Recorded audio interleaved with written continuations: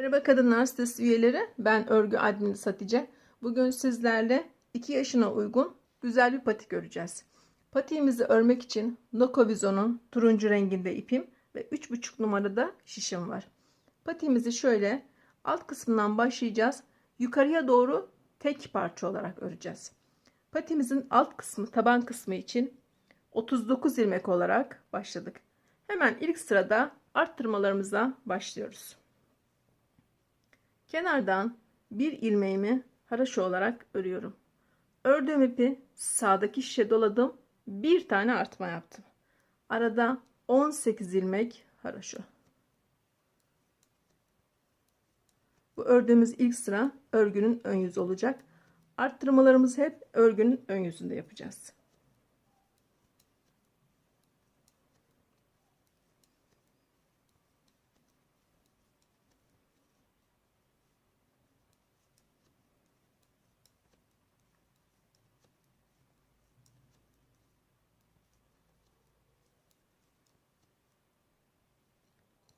18 ilmeğimizi haraşo olarak ördük. Ördüğümüz ipi sağdaki şişe doladım. Bir tane artma yaptım. Arada bir ilmek haraşo. Yine ördüğüm ipi sağdaki şişe doladım. Bir tane artma. Patiğimizin şu anda tam orta kısmındayız. Burada yine 18 ilmek haraşo olarak örüyoruz. Yani sol şişimizde bir ilmek kalana kadar haraşo örerek gidiyorum.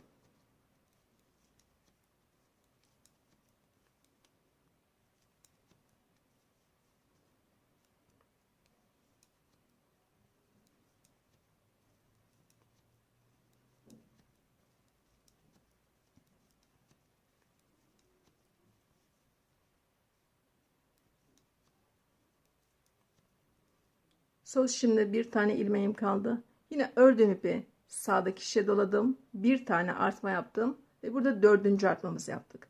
Kalan bir ilmeğimi de haraşo olarak ördüm. Bu şekilde birinci artmalarımı tamamladım. Döndüm örgünün arka yüzüne. Örgünün arka yüzünde tüm ilmeklerimi haraşo olarak örüyorum. Hiç artma, eksiltme, hiçbir şey yapmıyorum. Artmalarımızın hepsini örgünün ön yüzünde yapıyoruz. Tüm ilmeklerimizi haraşo örerek başa kadar gidelim.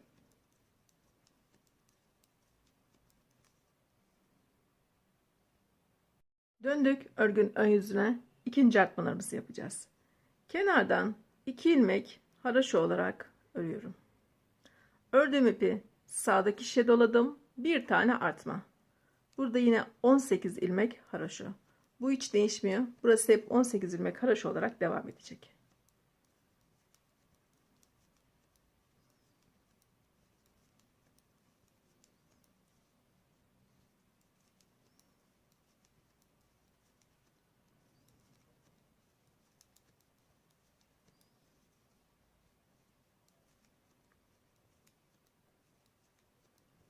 ...18 ilmek haraşomuzu ördük. Yine ördüğümüz ipi sağdaki şişe doladık. Bir tane artma. Burada orta kısımda 3 ilmek haraşo. Birinci artmayı yaparken 1 ilmek örmüştük. Şimdi 3 ilmek oldu burası. 3 ilmek haraşomuzu ördük. Ördüğüm ipi sağdaki şişe doladım. Yine bir artma. Ve 18 ilmek haraşo. Bu 18 ilmek de hiç değişmiyor. Kenarda 2 ilmek kalana kadar ilmeklerimizi haraşo örerek gidiyoruz.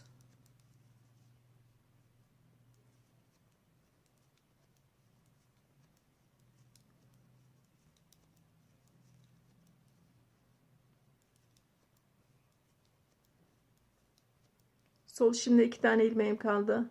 Dördüncü ve son artmamızı yapacağız burada. Ördüğümüz ipi sağdaki şişe doladık. Bir tane artma. Kalan 2 ilmeğimizi de haraşo olarak örüyoruz. Bu şekilde ikinci artmalarımızı da tamamladık. Döndük örgünün arka yüzüne. Örgünün arka yüzünde tüm ilmeklerimizi haraşo olarak örüyoruz. Artma, eksiltme hiçbir şey yapmıyoruz.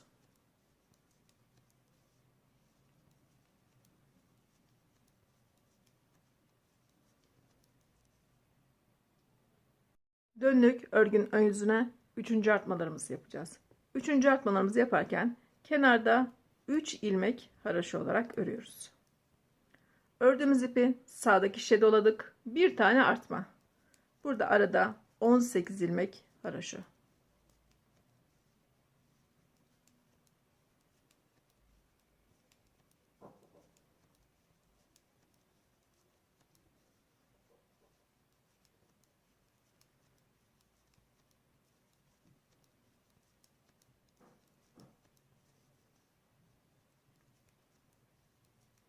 18 ilmek haroşamızı ördük. Yine ördüğümüz ipi sağdaki şişe doladık. Bir tane artma. Orta kısımda 5 ilmek haroşa.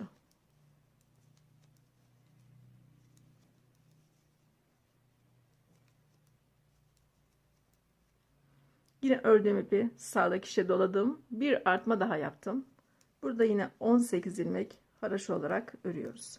Yani sol şişimizde 3 ilmek kalana kadar haroşa örerek gidiyoruz.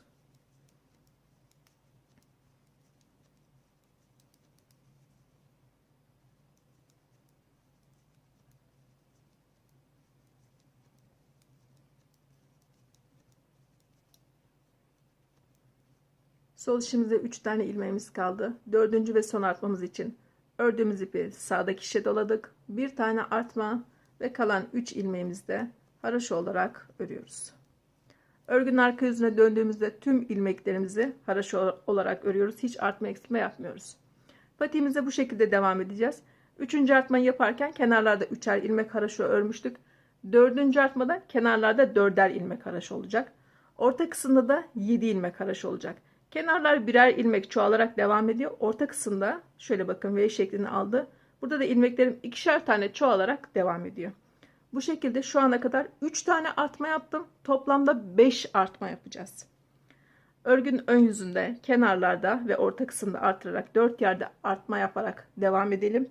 İlmeklerimiz 59 olana kadar arttıralım. Patiğimizin taban kısmı için şöyle 5 tane artma yaptım ve 59 ilmeğe ulaştım. Kenarlarda üçgen şeklinde oldu. Orta kısımda da V şeklinde artmalarımızı tamamladık. Şimdi bu kadar ilmek bizim için yeterlidir ama patiğimizin daha boyu kısa. Boyunu uzatacağız. Bundan sonra artma yapmayacağız. Yine haroşa olarak örüyoruz. 59 tane ilmeğimiz var. 59 ilmeğimizi hiç artma, eksiltme hiçbir şey yapmadan buradan itibaren sayalım. 5 diş haroşa olarak örelim.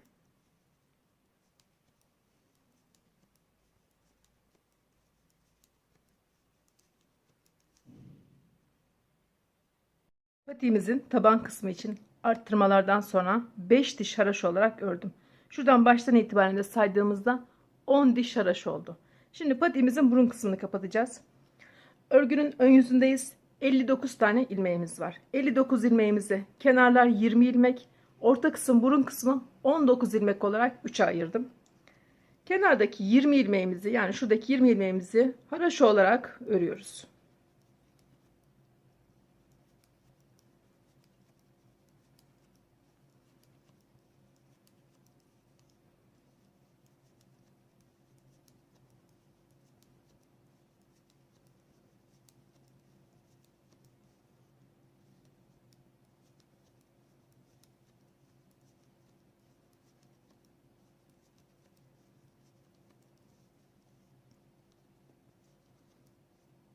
...20 ilmeğimi haroşa olarak ördüm. Orta kısımdaki 19 ilmeğimize sıra geldi. Burada ipimi arkaya attım. Birinci ve ikinci ilmekleri ikisini birlikte düz örerek eksiltmemi yaptım. Bir tane eksiltme yaptım. Burada orta kısımdaki ilmeklerimi düz olarak örüyorum. Şu anda burun kısmını kapatıyoruz. Yani tam şuradayım. Şuradan kenardan eksiltiyorum. Orta kısımdaki ilmeklerimi düz olarak örüyorum.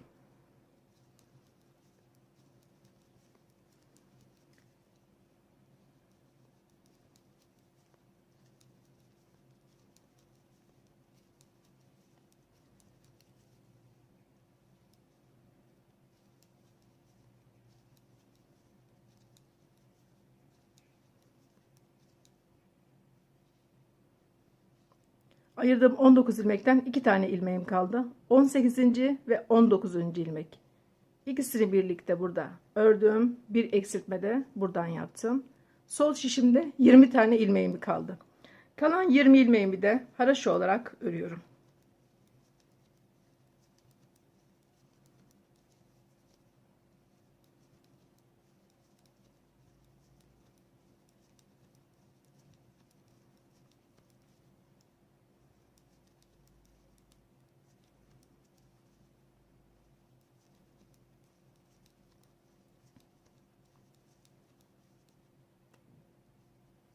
Bu şekilde başa kadar geldik.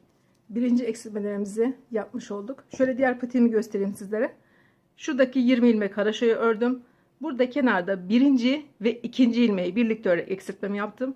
Orta kısımdaki düz ilmeklerimi örerek geldim. Burada da yine 18. ve 19. ilmeği birlikte örerek eksiltmemi yaptım. 20 ilmek haraşomu ördüm.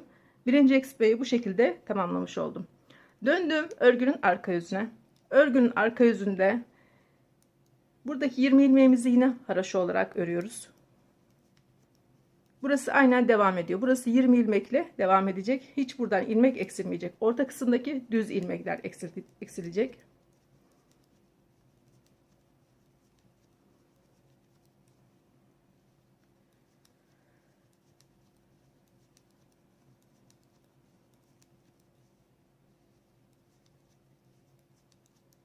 Kenardaki 20 ilmeğimizi haraşo olarak ördük. Orta kısımda 17 tane ilmeğim kaldı. Bir ilmek buradan eksilttim, bir ilmek buradan eksilttim. 17 ilmeğimizi ters olarak örüyoruz. Buradaki 20 ilmeğimizi de haraşo örerek örgünün arka yüzünde tamamlıyoruz.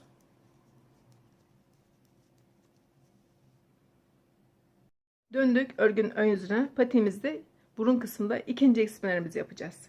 Kenarda 20 ilmek haraşomuz var. Bunları aynen haraşo olarak örüyoruz. Burası aynen devam ediyor.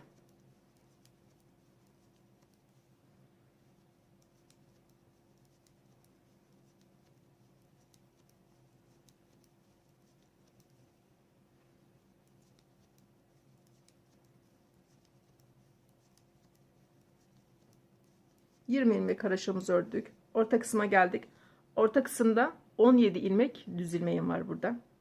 Burada başta ipimi arkaya attım. Birinci ve ikinci ilmeğimi ikisini birlikte düz örerek eksiltmemi yaptım. Orta kısımdaki ilmeklerimizi düz olarak örüyoruz. Bakın düz ilmeklerimiz çıktı zaten. Şurada 2 ilmek kalana kadar, düz ilmeklerimizden 2 ilmek kalana kadar.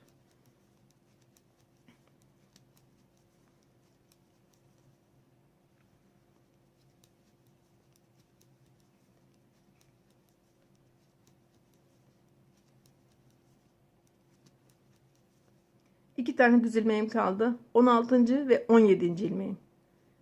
İkisini birlikte düz olarak ördüm. Bir eksiltme de buradan yaptım. Bakın şöyle orta kısımdaki düz ilmeklerin başlangıcında ve sonunda eksiltme yapıyorum. Kenarlarda 20'şer ilmek haraşo var. Onlar aynen devam ediyor. Kalan 20 ilmeğimizi de haraşo olarak örüyoruz.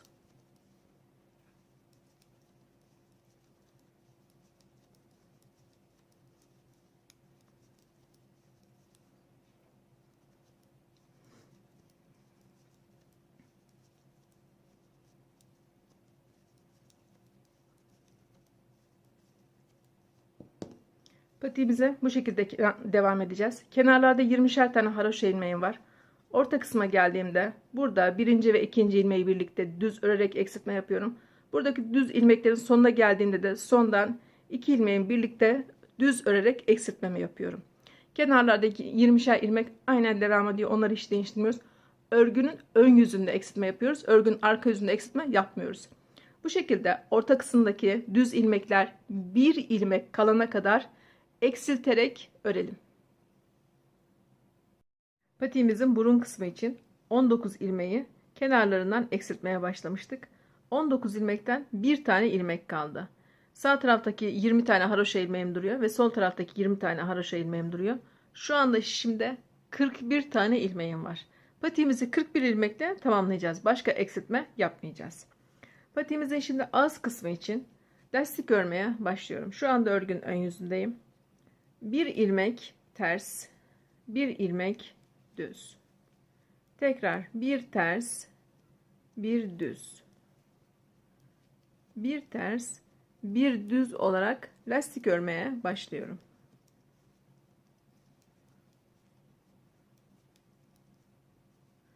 Başa kadar bu şekilde gideceğim. 41 tane ilmeğimi bir ters, bir düz olarak lastik örüyorum.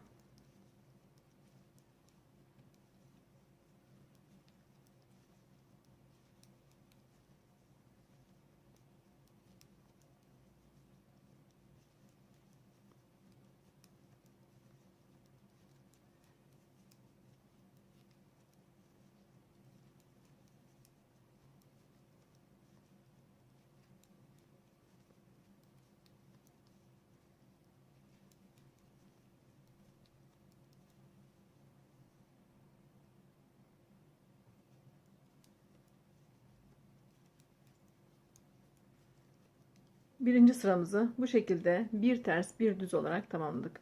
Döndük ikinci sıraya örgünün arka yüzünde. Örgünün arka yüzünde düzlerimizi düz, ters ilmeklerimizi ters olarak tekrar. Düz ilmekler düz olarak örülüyor. Ters ilmekleri ters olarak örülüyor. Şu anda lastik kısmında ikinci sıraya başladım. Bu şekilde patiğimizin ağız kısmında 12 sıra lastik örelim ve düz olarak bitirelim.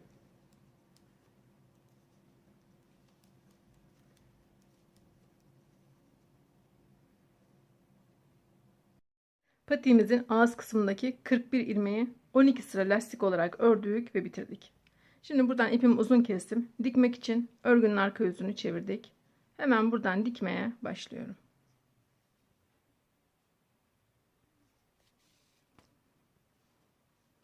Lastikler lastiklere, haraşolar haraşoya denk geliyor dikerken, ona dikkat edelim.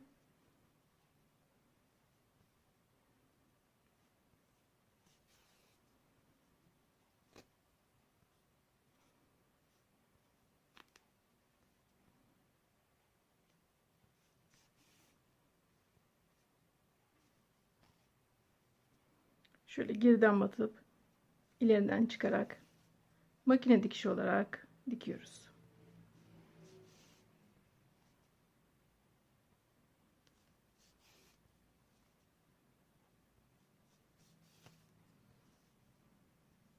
Patiğimizin arka kısmını ve alt kısmını bu şekilde dikerek patiğimizi tamamlayalım.